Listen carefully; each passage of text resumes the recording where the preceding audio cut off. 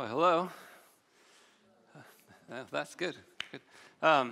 Before I get going here, just a couple things I wanted to say, thought about are worth saying. One is I've had a couple people text or contact me to say, are we going to keep 2 services? What's the plan going forward with that?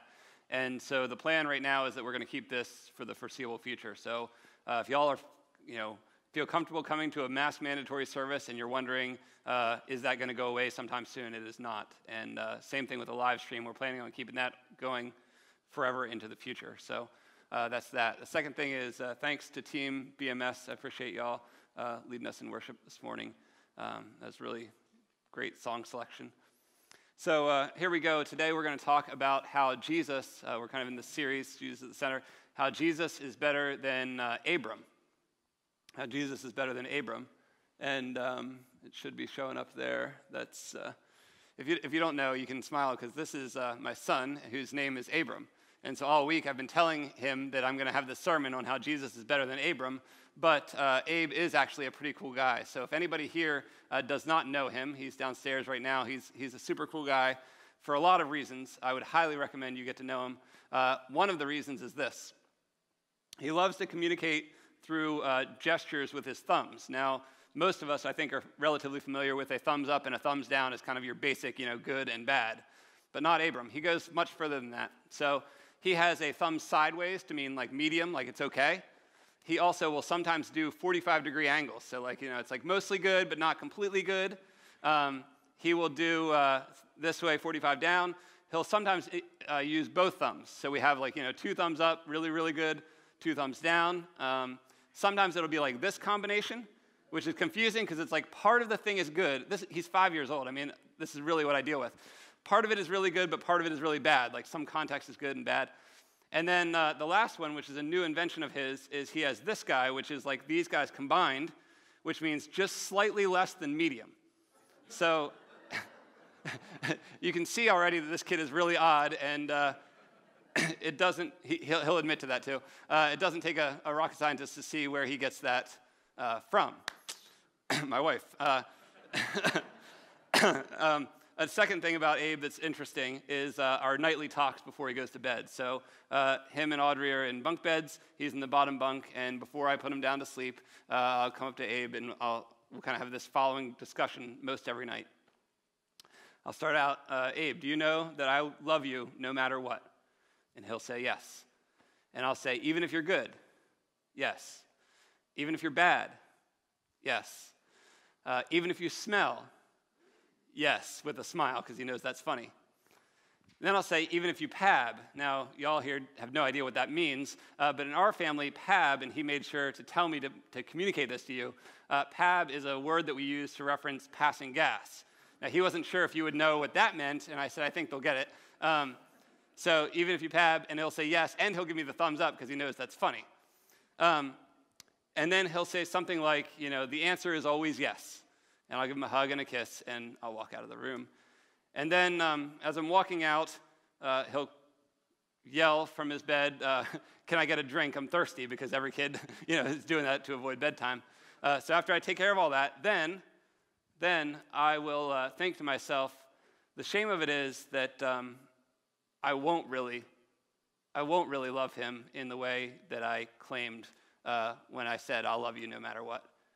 And that's the shame of it. And it can be the very next morning when maybe someone is trying to sleep in our household and he's awake and he's being louder than he ought to, and I'll let my kind of anger go down towards him.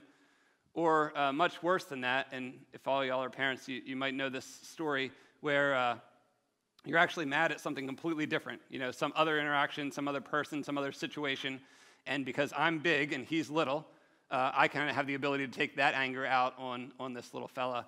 And so, I'll say, Abram, why do you always have to be so hype? And then I say, just get away for a second. And then I'll go back to reading the news on my phone, which was completely unimportant anyhow, And so the reality for me, at least, I'll speak for myself, but I think we all can resonate with this sense that we don't always keep our word. We are not always people who correctly keep our word, and especially to those that we love really well, whether it be a marriage, a child, a parent, whoever the case may be. We are just kind of people that, even if we wish we would, we don't always keep our word. we're going to come back to my son, Abram, in a second, but now we're going to transition to the biblical story of, and I'm going to call him Avram, in order to help all of us to understand the difference between the 5-year-old son of mine and the person from the Bible about 4,000 years ago. So Avram is the Bible, Abe or Abram is my son. We're going to, before we kind of get into that, I want to just review kind of where we've been at. So this is the sermon series, Jesus is Better, and we're kind of going through the story of the Old Testament as it gets towards Jesus. And so Genesis 1 and 2 start with a very good creation. God says it's very, very good. He loves it. He's happy with his creation. In Genesis 3, Adam and Eve kind of rebel. They go outside the boundaries of right living in that creation. And that results in kind of those 6 types or 6 areas of death and destruction and separation that we talked about 2 weeks ago. And then Genesis 3, we see that really devolved very quickly because we have a Cain and Abel debacle, brother kills brother. And then we get to Genesis basically 6 through 9 or so. And in Genesis 6 through 9, what we find is the story of Noah and the flood. And last week we talked about how that asks this question that says, is the world better by just getting rid of the bad people? In other words, if everybody that's bad is destroyed in the flood, does that solve the problems and the good people can just go forward and fix everything? And what we found is it doesn't, because Noah still ended up a mess, and then it led to the Tower of Babel, and so it didn't solve that problem. Because the problem is like implicit within us. It's not just some people are bad, get rid of them, keep the good people and go forward. And so we ended last week with a sense that we need to get on the ark of Jesus, and that's a better or a new kind of life that wasn't offered through Noah, but is offered through Jesus. After the story of Noah, there's a genealogy, and then in Genesis 11 is the story of the Tower of Babel. And so people are trying to make a name for themselves. Again, they're going outside the right living under God. That brings us to today. And so most folks will divide up the book of Genesis and say chapters 1 through 11 are global in scope. So they're kind of about the world as a whole. And in Genesis 12, we're going to see a narrowing down. It's going to kind of zip down to God's relationship. And most of the rest of the Old Testament is going to be about God's relationship with this family that's going to start with Avram in Genesis 12. So this is super, super crucial to the Old Testament is 3/4 of the Bible. This is super crucial to kind of what's happening in those 3/4, Genesis chapter 12, what we're going to start looking at today. Okay. In Genesis 12, let's talk about what happens there. So verses 1 through 4 is what is generally called the call of Avram, or it's usually called the call of Abram, but the call of Avram is God says this to him. He says, Avram, I'm going to call you out of the land that you're in. I'm going to lead you to a new land that I'm going to promise you. I'm going to make you into a great nation, and I'm going to bless you. And it concludes with this line that's super, super, super crucial to a correct understanding of the Old Testament, because he says, I'm going to bless you so that you can be a blessing to the other nations. And if we miss that, then we read the whole Old Testament wrong, because we see that as just God's relationship with the Israelites apart from how he cares for anybody else. But the goal for God is to bless Avram to be a blessing to other nations. And so he's using them as the vehicle to send his goodness out to others. And that's super, super crucial. Okay. So what does Avram need to do in order to kind of go through, what is God promising to him? Okay, in order to be a great nation, you need 2 things. Any guesses what those 2 things are that you need in order to be a great nation?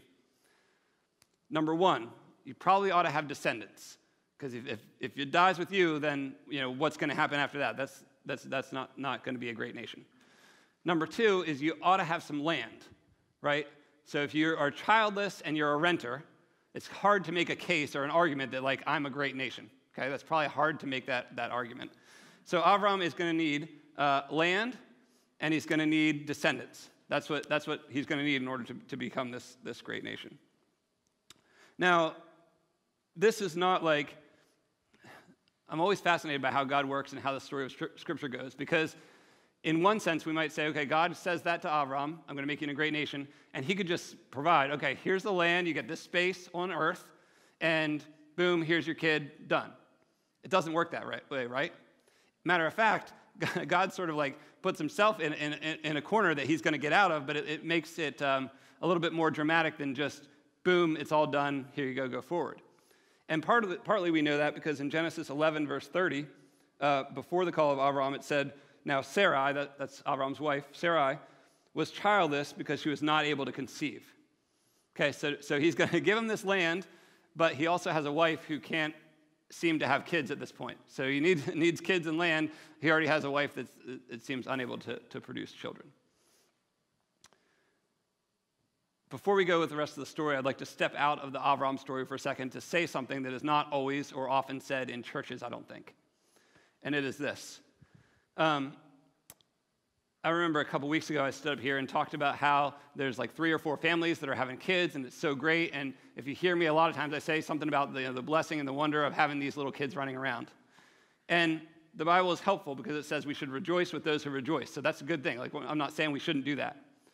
But it also says we're to mourn with those who mourn.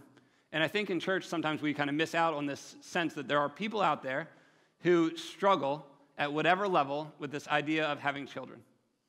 And that could be in a lot of different ways. That could be couples who are, happily married and just would love to have their own, biological children and struggle to have that happen. That could be people who suffer the challenges of miscarriages. That could be people who suffer through stillborn children. Even those who do have kids, whether they're adopted children or their own kids, even those who do have kids, there's still this sense in which those are God's children, and we see kids who, die early, or kids who walk away from the Lord, and, parents are struggling, like, what's happening with these kids? And I think I don't have time or whatever to give a answer or anything like that to those kinds of situations, but I think it's worth acknowledging in this story, because this story is about this idea that folks have struggles with that, and we as a church need to say that is a reality for a lot of people. Okay, so back to Avram. So Genesis 12 is the call of Avram. God's going to say, I'm going to give you land and descendants, make you a great nation, bless you to be a blessing. And the idea is that from there, basically, to Genesis 22, so about 10 chapters long, is kind of like, is God going to be faithful to his word? Is that going to actually happen? And that's a question for Avram, but that's also a question for all of us, right? Like, what does faithfulness to someone's word look like? I know I am not always faithful to my word to my son, Abram. What does faithfulness look like? And we're going to see that today. And the way we're going to see it is, instead of kind of tracking 10 chapters worth of the story, we're going to zoom into a particular passage that I think is a little bit obscure. If you know me, I'm always fascinated by, what's happening in these kind of passages that we might not spend our lives kind of thinking through or hear a story a million times, that kind of thing. So what we're going to look at today is Genesis 15, starting at verse 7. Genesis 15, starting at verse 7. So if you got a Bible, check that out. We'll go 7 to 21, kind of cover this whole passage. All right, here we go. So this is Genesis 15, 7. He, that is God, also said to him, that's Avram. So God said to Avram, I am the Lord who brought you out of Ur of the Chaldeans to give you this land to take possession of it. So God says, I brought you out of this land. Ur of the Chaldeans was kind of way over to the east, and Avram went kind of northwest and then southwest, and now he's in Israel. He says, I got you out of that land. I put you in this land to possess it. Got it. Next verse. But Avram said, Sovereign Lord, how can I know that I will gain possession of it? Now, if you're a human being and you can hear me talking right now, you ought to be thankful for this question. And the reason you ought to be thankful for this question is because it tells us that even when God communicates something clearly to us, he is comfortable with our wrestling of how that's going to take place. Okay? And I think sometimes there's this phrase, you might have heard this, that like, God said it, I believe it, that settles it. And there's a certain sense in which that's kind of like, the fact that you're always going to perfectly have faith in everything that God says, I think kind of speaks a little more highly of where we really are in real life a lot of times.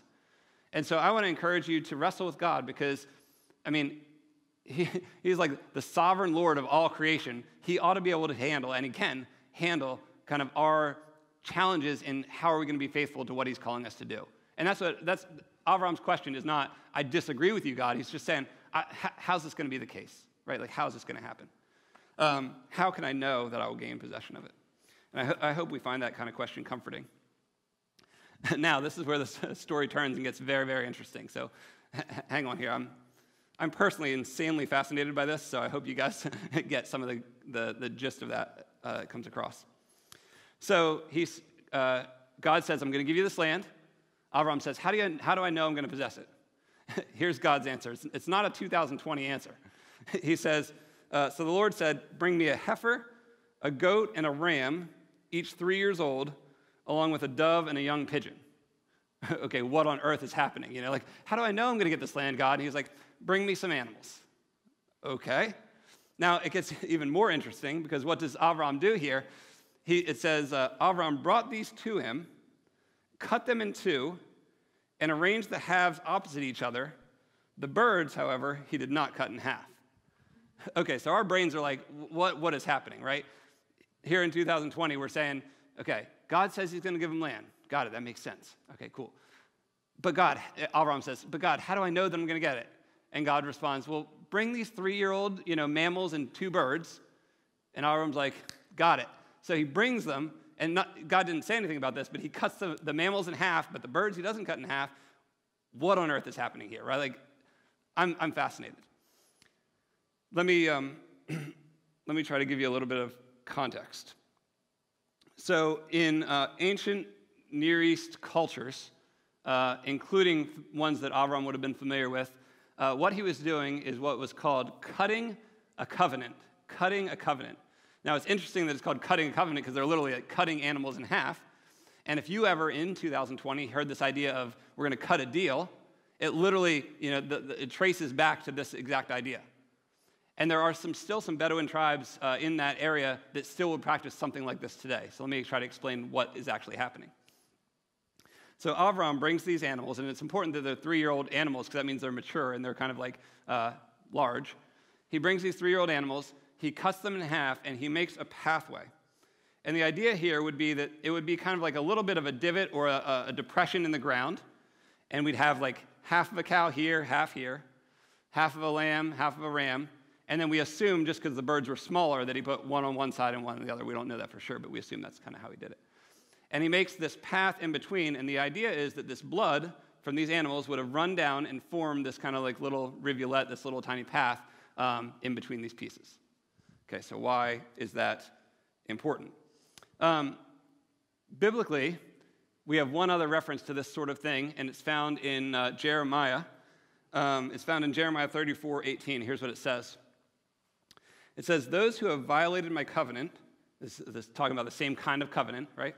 Those who have violated my covenant, this one was actually between people and other people, and have not fulfilled the terms of the covenant they made before me, I will treat like the calf they cut in two, then walked between its pieces. Let me read that last part again. I will treat like the calf they cut in two, then walked between its pieces. Now, in 2020, if we have to make an agreement, right, you're going to like buy a house or you're going to make some kind of legal agreement, how do we do it? We go to lawyers. Everybody goes to lawyers. We get them to draw up these like super thick packets of paper, right? And then, if you ever bought a house or whatever, you sign like 1,000 times your name on those papers, and that's saying, I agree to my part of this deal. That's how we do it now. Well, they were way tougher or way more, I don't know what the exact word is, in this time, because what they were doing was acting out what happens as a result of this covenant. In other words, whoever passes between these pieces is committing so much to this agreement that they're making that they're saying, if I fail to uphold my part of this deal, then may I be treated like the animals that are cut in two, that are then often going to be eventually like fed to birds or something like that. So in other words, I'm willing to put my life on the line for this agreement that I'm making. That's what's happening in this kind of a covenant. And we have other references in this time period of that same kind of thing.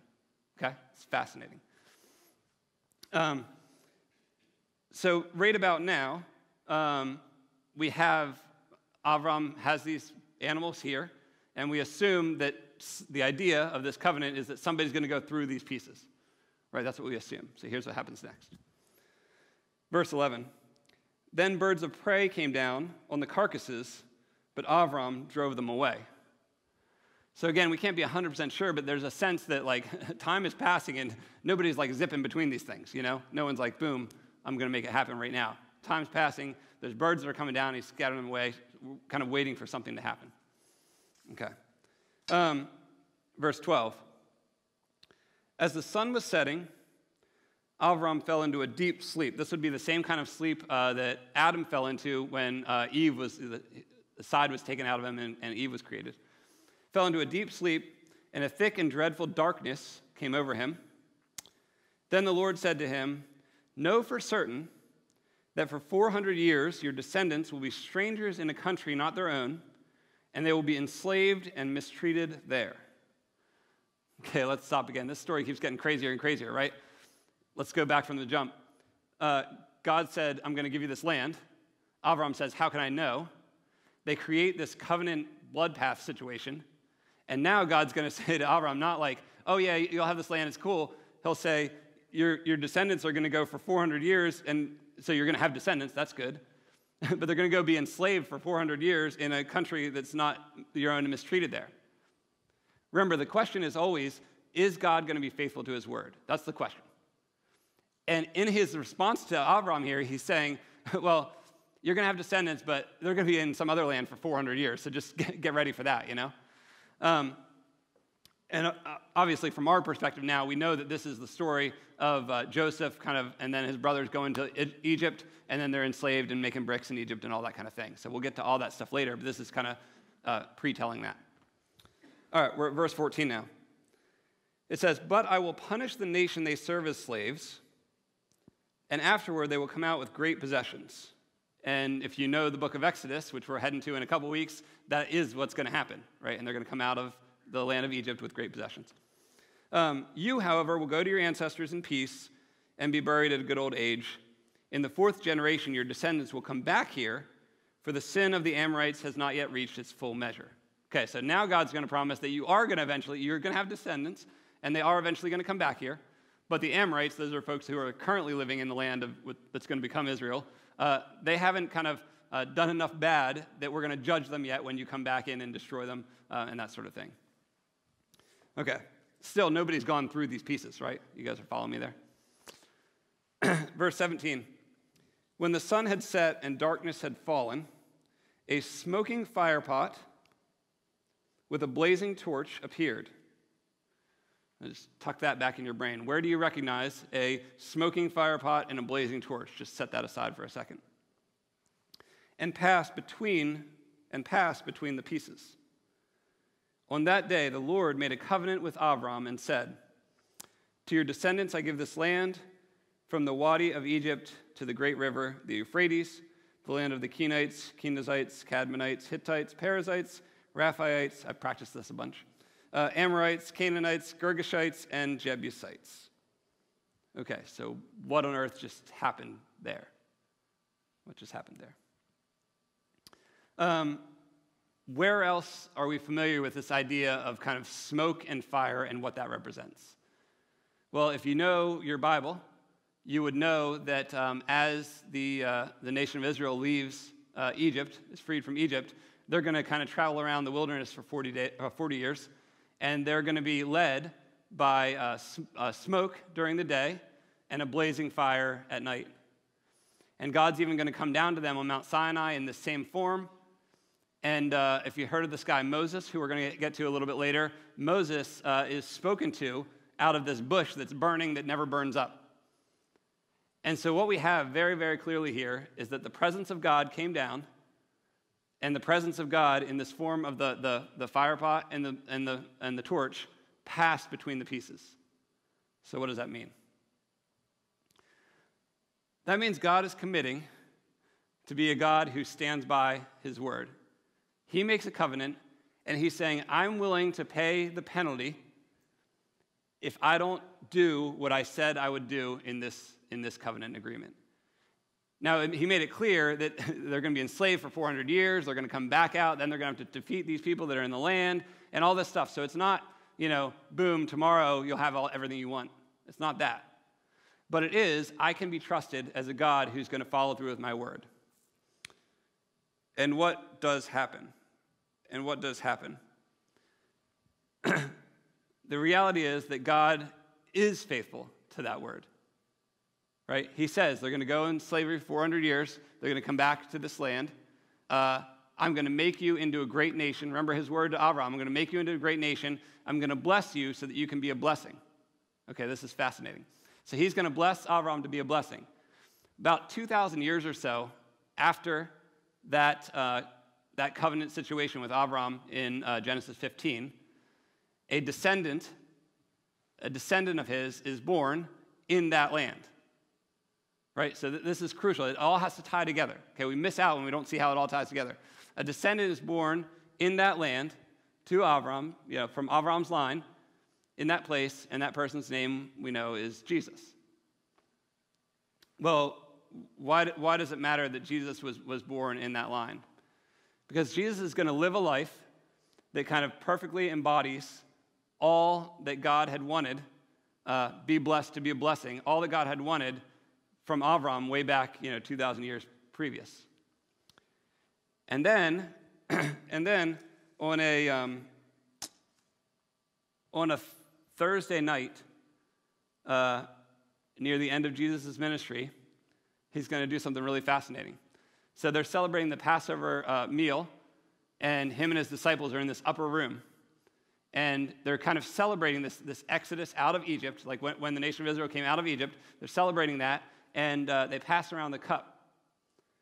And Jesus says, and it's recorded in Luke 22, he says, "This cup is the new covenant in my blood, which is poured out for you." This cup is the new covenant in my blood, which is poured out for you.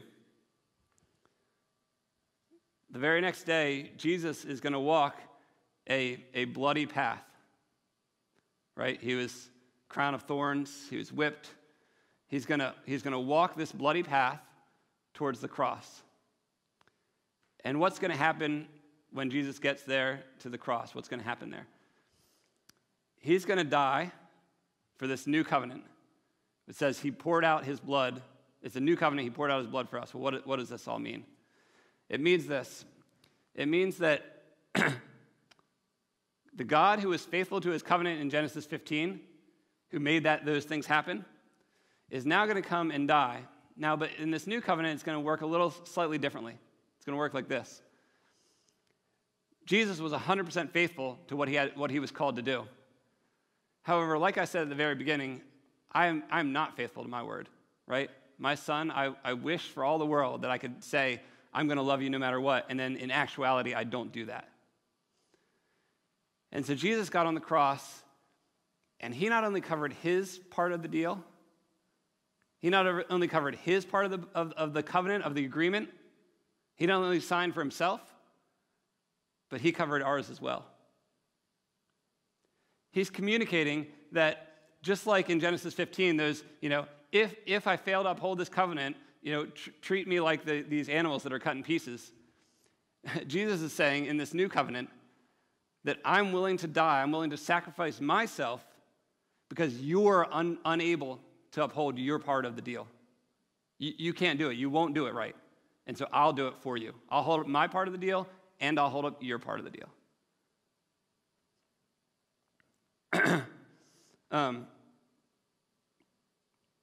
Sometimes after the kiddos go to sleep and they're, we've ended all the night drama, I go back in the room and I look at them and I look at the little fella sleeping there and I think to myself, how can I go forward knowing that I have such influence in this little life and I mess it up so often?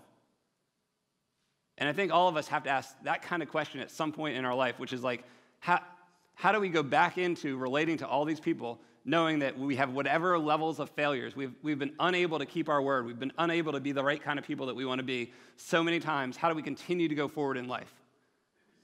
And I don't know how other people might try to do that, but for me, the only way to go forward is to say that Jesus died for my side, my failures of my side of the deal. He died for them.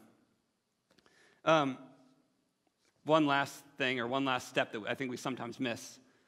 Genesis 12, like I said, is so crucial because God's going to bless Avram and his family to be a blessing to other people. Well, we have the opportunity, we have the ability to be part of that blessing. So when we say, we're going to live out Jesus to the world, or we're going to represent Christ to others, what does it mean? Does it mean something like we're going to say, hey, y'all should come be at church with us because we're a lot of really good people, and we're pretty awesome, and there's a lot of bad people out there, and, if you come and show up and be part of church, then you can be good like us. No, not at all. It means something like, we're a bunch of failures who've messed up all over the place in our lives. We have not upheld our side of the deal, and we might continue to not uphold our side of the deal. And yet Jesus did it for us, and we want to tell you about him because he's really awesome. And we want to share that blessing of Jesus with other people who don't yet know about him because they don't know that he's that kind of person, that God is that kind of God that's going to die for their good,